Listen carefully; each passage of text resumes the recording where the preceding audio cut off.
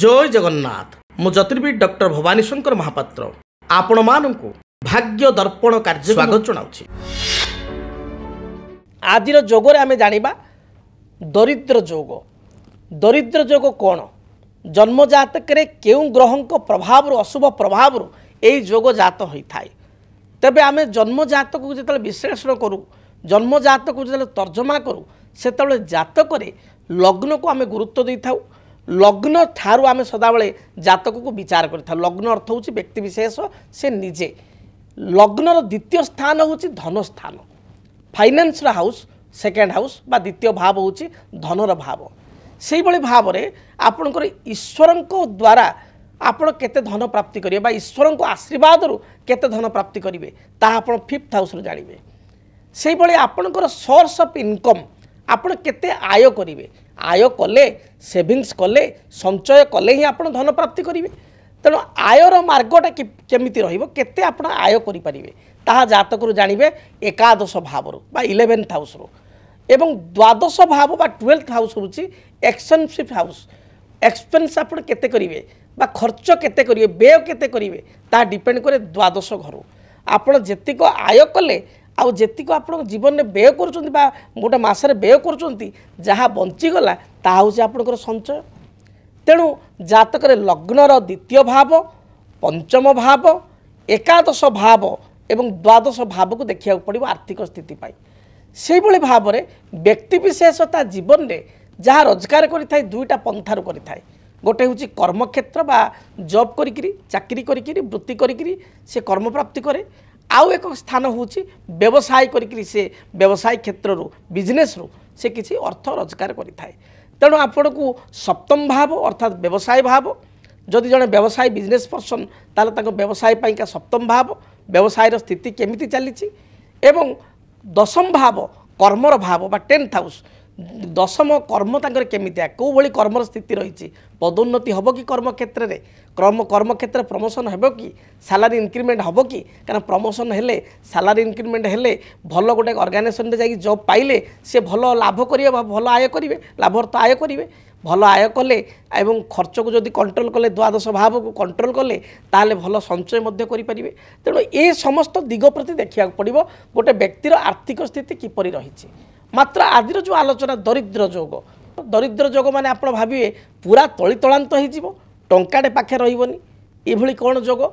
ना जदि आपण खर्च को न जगिले अजथा व्यय आपण कले घरे जदि बारंबार आपणकर बाधा विघ्न सृष्टि है कोर्ट कचेरी माली मकदमा बारंबार देखादेला घरे व्यक्ति विशेषकर आर्थिक समस्या बारंबार देखादेला आपड़ जदि व्यवसाय करुँच हठात व्यवसाय आपणकर अवनति है व्यवसाय पूरा बंद हो गला बा चलला नहीं मूल पुंजी बुड़ीगला ताहले डेफिनेटली आप दरिद्र हेबे। कर्म करुँच भल पोस्ट अच्छा हठात आप जॉब चलीगला आप 6 मास 4 मास वर्षे पर्यंत जॉब सर्च कले मिलले ना ताने आप दरिद्र हेबे। तेणु जातक दरिद्र जोग पाई सबुठारु अधिक देखा जाए दशा कौन दशा चली जदि जातक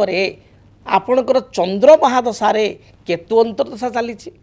चंद्र महादशा शनि अंतरदशा चली शनि महादशा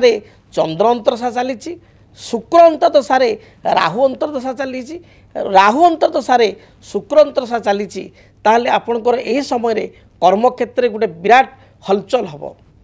जदि कर्म व्यवसाय करुँच व्यवसाय किसी बहुत लसेस हो जाए जद्वारा कि आपड़ किसी दिन पाई आर्थिक समस्या गुरुतर आर्थिक समस्या पड़ पारती बा व्यवसाय बंद हो जाए बा यही समय किसी अपरचुनिटी आपको आसो गोटे नुआ किसी बिजनेस इन्वेस्टमेंट करूँ आप हठात या ता कथार इन्वेस्टमेंट प्रचुर परिमाण करेंगे पुंजी प्रचुर परिमाण कटेबे हठात से 6 मास वर्ष भितर से बिजनेस आदौ चलो ना सस्टेन करना लॉस हो आपड़ बाध्य होकरी दरिद्र आड़ को पलैबे अर्थात आपण ऋणग्रस्त होइजिवे दरिद्रग्रस्त होइजिवे। से भली जदि आपणकर एही समय दशा गुड़िक चली हठात कर्म आपणकर पलैबो बा कर्म क्षेत्र में आपणकर कर्म त्याग करने बा रेजिग्नेशन देवाई बाध्य हेबे किसी समस्या आसीबो आपणकर नारे मिथ्या आरोप आसीबो एवं जद्वारा कर्म छाड़िबे एवं आउ कर्म पाइबे नाही। तेणु ये भली दशा को जगिया पड़े। से भली जातक धनाधिपति बा द्वितीयाधिपति जातक जदि राहुयुक्त हो नीच थाए से व्यक्ति विशेष जेते भी इनकम करंतु बा पैतृक संपत्ति तांकर जेते भी थाए सी दरिद्र भली आचरण करेंगे बा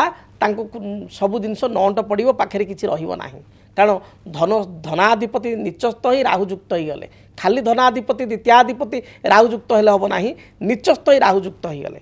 से भाई द्वादश भावटी जदि अति पाप ग्रह द्वारा प्रभावित ताल आप जिते रोजगार कले आपणकर खर्च परिमाण बढ़ी बढ़ी चलो एवं अजथा खर्च आप करेंगे जो पाखे टंकाटे रही आजिकल देखिए यंग मार्स युववर्ग बहुत व्यक्ति से देखिए 50,000 सालारी पाँच लक्ष टका सालारी पाँच हठात कि घरे गोटे कौन समस्या हो बापा कहले जे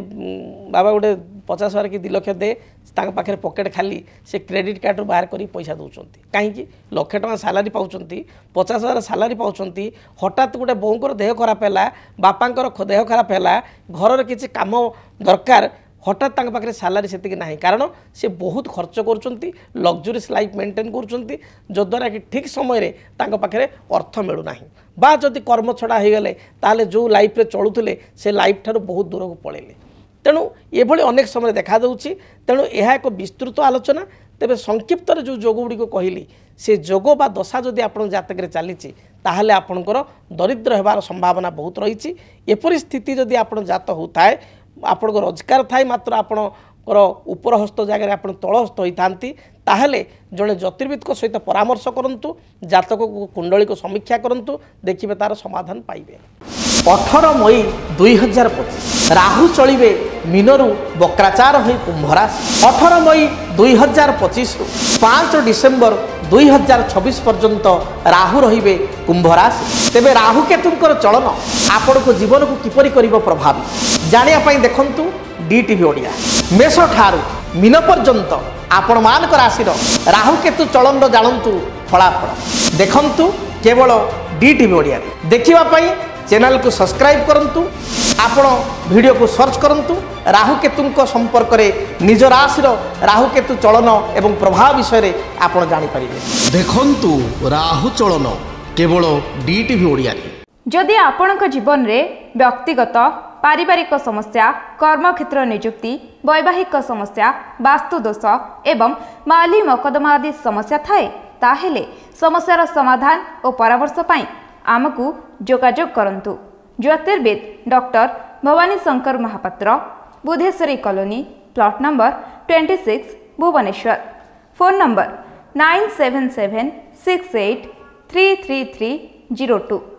9439444924 आमर वेबसाइट www.srijagannathastro.com डीटीवी ओडिया देखिवा पई सब्सक्राइब करंतु एवं बेल आइकन को मध्य दबाई दियंतु।